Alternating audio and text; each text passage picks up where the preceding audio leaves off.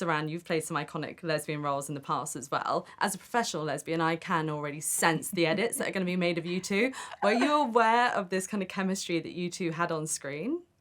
Because it was quite like, it was quite fierce, but I just know exactly what it's going to be made into on TikTok. Do you? And I'm What will marking it here be? now. Like I think it's the gonna mothers meet? Oh, absolutely. It's going to be like the eyes from across the room, and then it's going to be like an edit of like slow-mo is that of what they Toussaint. do? Yeah, I can see it already. I want to see that. Today, the Prime Minister begins this critical summit with President Toussaint. You want us to better police our borders? No. I want to police them for you. But there was a fantastic chemistry, though, in the way that your characters developed in that way. Were you shocked at how you managed to kind of gain that on screen? It was finding the right, like, you know, how it unfolds. Like, at first, there's a coldness, you know, it's obviously not the best friends forever on the first meeting, you know. But I think, like, slowly, you know, those ties kind of built. It's like, it's just, if there's tension... If there's tension, then... if there's tension in two powerful women, we're sold.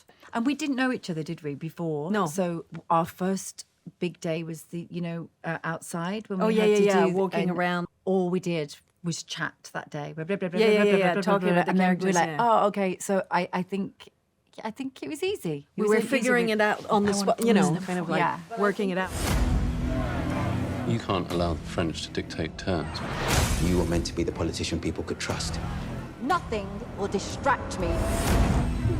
Prime Minister, your husband has been abducted. Suranne, you've played a lot of powerful roles, as have you, Julie. How did it feel to step back into that power suit?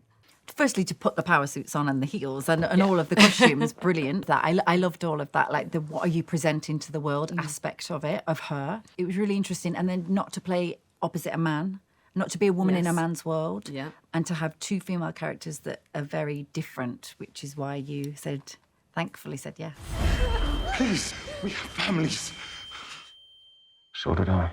I think it's interesting that we will have judgments on Abigail because she doesn't do what we expect of her. It's like this idea that you're someone, but in fact you're someone else, kind of, and into their vulnerability there is something that they have in common in a way. I will not be threatened, and anyone who thinks that I would has badly underestimated me. And this has come at a very timely moment right now within politics. Did you mean for it to be so depressingly on brand? Yeah, I planned it all. Yeah. Absolutely. It was You knew all, it was coming. You look at the group of world leaders at the White House and you see the amount of effort that's going into just trying to coordinate a particular effort or a kind of response, and it's all about the in-person.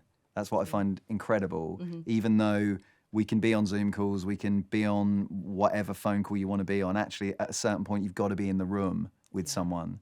And that's what I love about both politics and the show, is that sometimes it just comes down to two people sitting in a room trying to work something out. And I love that, you know. Yeah. And if fiction is supposed to hold up a mirror, what is it that you want the audiences to take away from this show? I would love them to take away the sense of how hard it is to be a good person in the middle of an impossible situation, but also how good it is to try to do the right thing. You know, I think we're really, really tough on politicians.